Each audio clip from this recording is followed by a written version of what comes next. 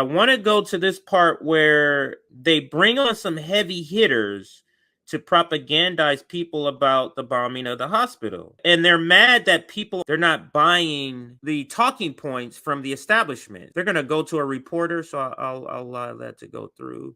All right, so let's watch this part here. You'd see a crater, you'd see mass devastation, and that's not what the images we have so far have seen. We're going to talk to some of those experts about that and why, as you say, is that important? Because that apparent lie sets off demonstrations in the streets, and it gives Hamas a lie on which to base further attacks that Israelis attacked a hospital inside Gaza, which appears not to be true. The U.S. has assessed the deadly blast at a Gaza hospital Tuesday most likely was caused by a misfired rocket from Palestinian Islamic Jihad. That's according to two U.S. officials and a congressional staffer. NBC News consulted 4 military and munitions experts. One agreed with that U.S. assessment, which President Biden hinted at during his trip to Israel, while 3 agreed the blast was not from Israel. The experts were shown parts of more than a dozen videos and pictures from the incident and its aftermath that have been geolocated and analyzed by NBC News. Some said the marks left by the projectile are not consistent with the weaponry Israel has used recently. Hamas, meanwhile, blamed an Israeli airstrike for the explosion without citing evidence, a claim that was widely accepted across the Middle East and in some quarters of America. As the Wall Street Journal editorial board points out, quote, Hamas may still call this a success. Its propaganda held up long enough to set the Middle East ablaze. And there is the problem, Joe, with leaping to conclusions and taking Hamas, yes, Hamas, at its word about what happens in this war. Right, and sources, again, inside of Gaza that immediately report something that immediately goes up on websites, on TV screens across America, that, again, we have no evidence. Again, the jury may still be out. All of the evidence, if you look at what Wall Street Journal, if you look what NBC News is saying, the evidence points to it not being from Israel, but most likely from Islamic Jihad. And we don't. So let's get this straight. They are simultaneously acknowledging that the jury could still be out on who did this, while at the same time being upset that you're not buying the line that Israel is doing this, that Israel did not do this. They're upset that you're not buying the line that Israel did not do this, while at the same time saying the jury could still be out. Let's listen to some more. Actually, this is where I wanted to back up a little bit here and listen to this again. Listen to this. Staffer. NBC News consulted 4 military and munitions experts. One agreed with that U.S. assessment, which President Biden hinted at during his trip to Israel, while 3 agreed the blast was not from Israel. The experts were shown parts of more than a dozen videos and pictures from the incident and its aftermath that have been geolocated and analyzed by NBC News. Some said the marks left by the projectile are not consistent with the weaponry Israel has used recently. Hamas, meanwhile, blamed an Israeli airstrike for the explosion without citing evidence, a claim that was widely accepted across the Middle East and in some quarters of America. As the Wall Street Journal editorial board points out, quote, Hamas may still call this a success. Its propaganda held up long enough to set the Middle East ablaze. And so they are very upset that, and this is, again, speaks to why they view the internet as a problem, because it is allowing other narratives to get ahead of their narrative. And this just so happens to be a very huge story on Palestine, especially the bombing of a hospital, that everybody sort of engaged. So soon as something happened, and everybody goes and starts sharing and sharing and sharing.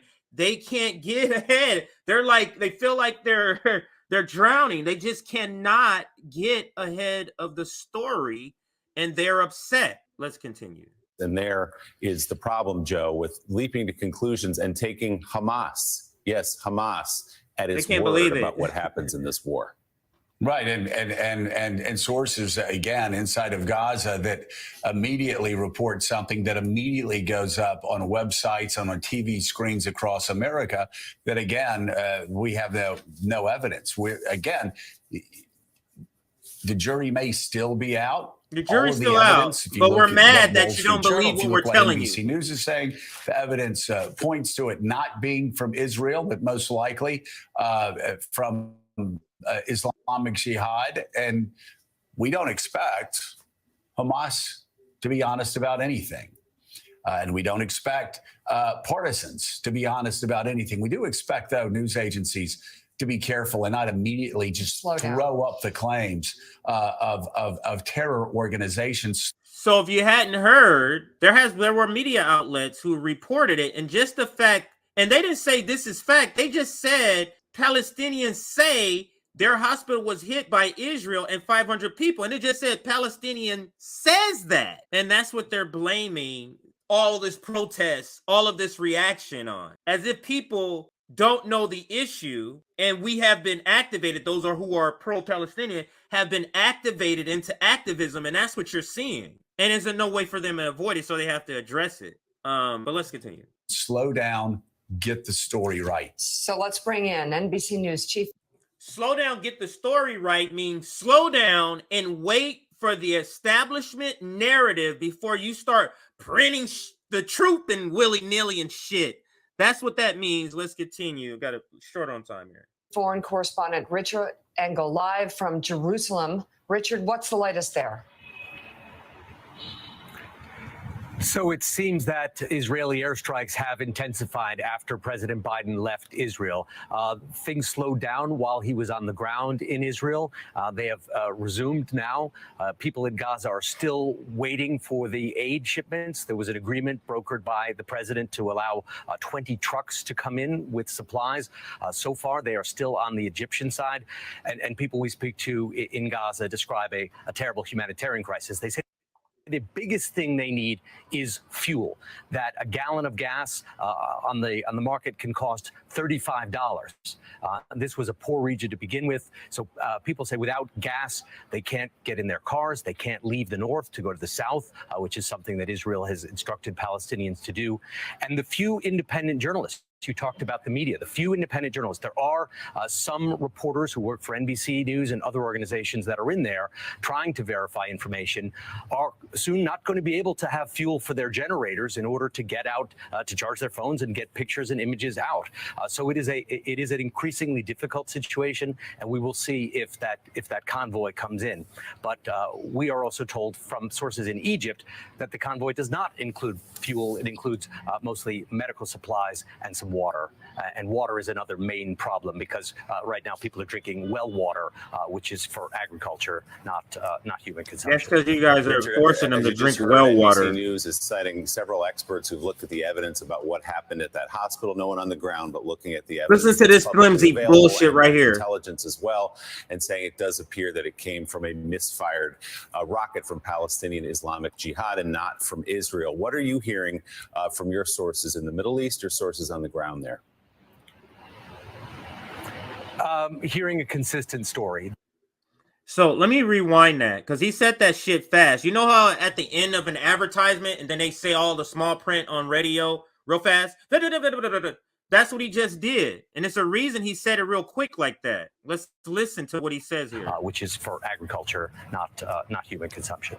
Richard, as you just heard, NBC News is citing several experts who've looked at the evidence about what happened at that hospital. No one on the ground, but looking at the evidence that's publicly available and intelligence. No one on the ground, but just looking at the evidence that's publicly available. You mean some pictures and shit?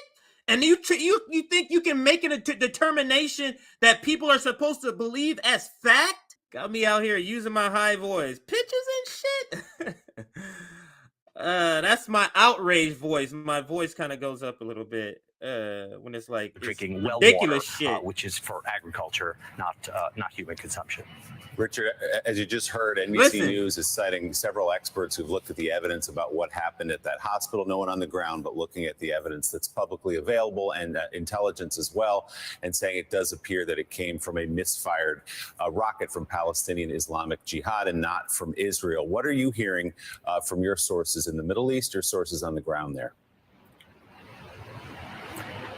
Hearing a consistent story that this wouldn't be the first time. A lot of the rockets built by Hamas and Islamic Jihad, which is another group Nobody's inside buying this Gaza, shit, bro. smaller than Hamas, much more controlled by Iran. Hamas does have some local support. Look at the headline there. U.S. says Israel not to blame for Gaza hospital blast.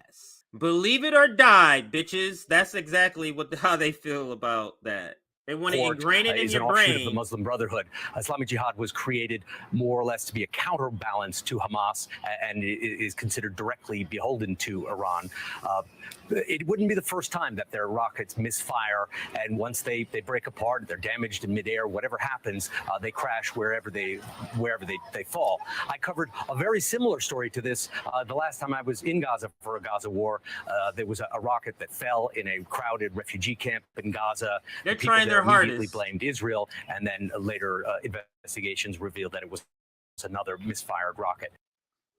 But perception is often reality, and people on the streets are angry. They're not just angry because of this explosion at the hospital. There are many other explosions that happen. There are many Israeli airstrikes that are killing civilians, and it is not just one incident that is causing this kind of outrage in the Middle East.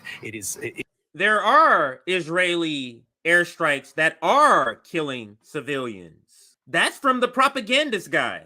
It is the cumulative effect of this ongoing war.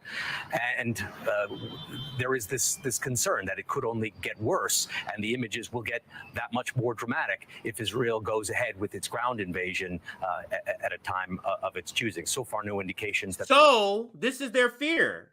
Wait a minute. There's thousands of people protesting now, and Israel hasn't even gone in and did their real work? There's hundreds of thousands of people protesting worldwide, and they haven't even done the real work, the real butchery that's coming. That is coming today, tomorrow. We're not seeing troop and tank movements that would indicate something that imminent. NBC News Chief Foreign Correspondent Richard Engel, thank you very much for your reporting once again this morning. And joining us now, former Chief of Staff at the CIA and the Department of Defense, Jeremy Bash. He's an NBC News in the big national hitters. security analyst, NBC News Chief International Correspondent Keir Simmons. Let me get you to understand here. They're bringing in the big hitters, that guy in the middle. I swear that's an intelligence guy. The Morning Joe is where they bring in people, and Jen Psaki is starting to be this too, where they're bringing in people, heavy hitter people, to propagandize you on an issue. And this narrative about the bombing of this hospital is something they have to get ahead of. And they're trying desperately. This is one of many segments where they're bringing in heavy hitters to help propagandize you. There's another one in this Morning Joe show. There's like 3 or 4 segments on telling you Israel did not bomb the hospital, and we're covering 2 today. Is with us, and White House Bureau Chief at Politico, Jonathan Lemire, is with us as well. He's the host of Way Too Early. So, Jeremy, we'll start with you in terms of the conflicting information on the attack, as, of course, there is efforts moving forward to create safe zones for civilians. What's the latest that you're hearing? Yeah, well, first of all, with respect to the intelligence picture on that hospital bombing, I thought the United States did a terrific job coming out there very quickly and saying, based on 3 sources of information, overhead imagery, communications intercepts, and open source data, which is analyzed through powerful algorithms in U.S. technology systems. Based on those 3 pieces of information, okay. That makes sure you're jihad. Get the fuck out of here. The U.S. was pretty forceful in its pushback there. I take Joe's point, and I've been talking about as well. It was reckless. It was irresponsible to let the lie get halfway around the world before the truth got its boots on. But this is really what happened is to let the truth get around the world before our lie is released. This is them chastising their PR arm, saying, hey guys, you guys need to start holding the fuck up for our instructions before you start printing shit. Morning Joe is not for our consumption. Morning Joe is for the consumption of donors, of elected officials, and other people in the ruling class. That's who Morning Joe is talking to. So people at New York Times, all the head people, the editors over at Washington Post, they're all being told this is what they're telling you. Hold the fuck up. Information operations war, and it's part of the battle space now where you have to contend with lies, misinformation, and disinformation. And unfortunately, too many journalists automatically credited the Gaza Health Ministry, which is, of course, run by Hamas. So this was I think, an important kind of alarm that should go off in everybody's mind, that when Hamas makes a claim, you have to take it with a pound of salt. You have to really validate it, because unfortunately, as you know, there were real consequences. You know, crowds gathered outside embassies. People could have gotten hurt. People could have gotten killed. And the Arabs missed an entire opportunity to sit down with the President of the United States over what turned out. So they get to some other part, because they're mad and feel embarrassed by the Arab countries 86ing the meeting that was scheduled with Joe Biden. When he on his way there, they canceled. And the normalization of Israel is in danger, if not completely destroyed. Out to be misinformation and a lie. Yeah, and certainly we'll dive into more of that later in the show. But the cancellation of that summit in Jordan really a setback for what the White House hoped to do on this trip, as though they were very pleased with the message they were able to deliver with Israel. Keir, let's take a step back here. And the backdrop to what we're seeing in the Middle East. President Putin of Russia is in China meeting with Xi Jinping. His foreign minister, Sergei Lavrov, meeting with Kim Jong-un of North Korea. We know the role that Iran is playing here, at least nominally, in supporting some of the... They are afraid, and this is the headline for the New York Times, with Putin by his side, Xi outlined his vision of a new world order. Violence in the Middle East. There seems like a real new world order being shaped, and that is even before the ramifications in the Middle East after Israel does go into Gaza. We certainly expect violence to follow. Give us your take. Yeah, I mean, that's what President Putin and President Xi are hoping for. Just to pick up on the conversation that you guys are having, because I think there's another aspect to this that it's important, and that is this. It's not just in the US that information and media is splintered. That's happened around the world. It's not just in the US that there is opinion as opposed to just reporting.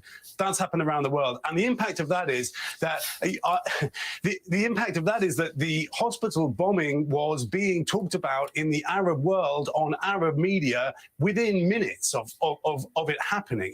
Why wouldn't it be? Why wouldn't they talk about that immediately? It didn't need Hamas to encourage the conclusions. And frankly, talking to Arab sources yesterday, it was like the lid coming off a pressure cooker. I mean, I think that to some extent, we just didn't notice that MBS in Saudi Arabia kept Anthony Blinken waiting. We just didn't, we haven't necessarily understood enough the level of anger in the Arab world. And the Jordanians, I think, frankly, had no choice but to call that summit off. And I'll tell you why. Because Arab leaders are very, very worried about the Arab street, about people coming out into the streets from Cairo to Beirut, because many of them remember the Arab Spring. And I thought it was interesting to hear the Jordanian foreign minister yesterday talking to Lester Holt, when he was asked, do you really think that this was an Israeli missile that hit the hospital? He said that's what people think. He didn't answer the question directly. He said that's what people think, and I think that's extremely revealing. Because and he then said it'll take a lot for them to believe that it's not the Israelis, and that was extremely because that's the truth. It'll take them a lot to believe the Egyptians, not the truth. The Lebanese, they're People all insane. Incredibly worried about what the Arabs on the street think. Now, just to go back to your question about President Xi and President Putin. I mean, clearly the Russians know the Middle East very, very well. The Chinese less so. But what they're doing is they're sitting on the sidelines, signaling their support for the Palestinians, not completely backing away from Israel, but very clearly signaling their support, calling for a ceasefire. Why are they doing that? Well, clearly they have security and economic interests in the Arab world. world. Just look at, for example, Russia's relationship with OPEC. But on top of that, they also see an opportunity to double down on the message that they've been trying to, kind of spread around the world over these years, which is the decline of the US. So just as they've tried to claim, Putin just yesterday, trying to claim that the US giving weapons to Ukraine will prolong the agony in Ukraine. That's what Putin said. The same kind of message with Israel. The US supporting Israel just makes everything worse. So I think we really do. Which he's true, and it's true in a fact on both instances. Both instances. You have to be to understand what Russia and China are trying to do here, even if plainly we don't agree with it. Willie, I want to circle back to Jordan, and I want to circle back to King Abdullah, who. This will be the last part we cover before we close. King Abdullah is the guy that's right next to Joe Biden on the graphic for today's show. And he pulled out, and they're mad. This is a big thing. This is a big thing in the establishment that Jordan did that, because Jordan is an ally. Gets $1 billion a year from the United States, who knows the truth. And despite the fact King Abdullah knows the truth, he calls this a war crime, a shame on humanity. The guy who we give $1 billion to, Joe is saying he knows the truth, that it wasn't Israel, but he still says it. These guys are living in a fantasy world.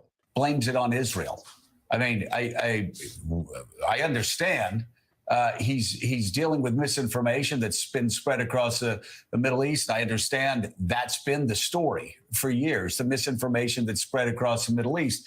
At the same time, guy getting $1 billion a year from us, the United States, Jordan, spreading that lie. It's one thing to say it's a tragedy and we need to put off the summit, but to deliberately lie and spread that lie around his own country. My God, if that's an ally, I'd hate to see an enemy.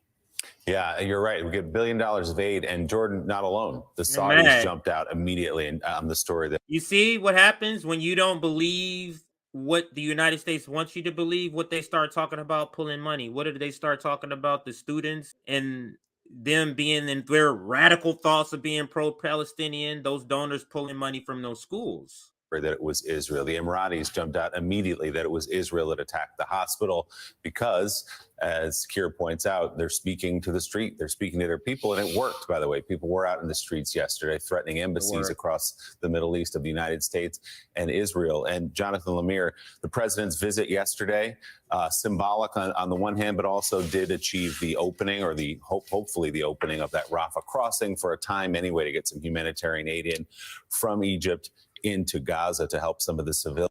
I'm going to stop it right there. They're talking about some other matters here.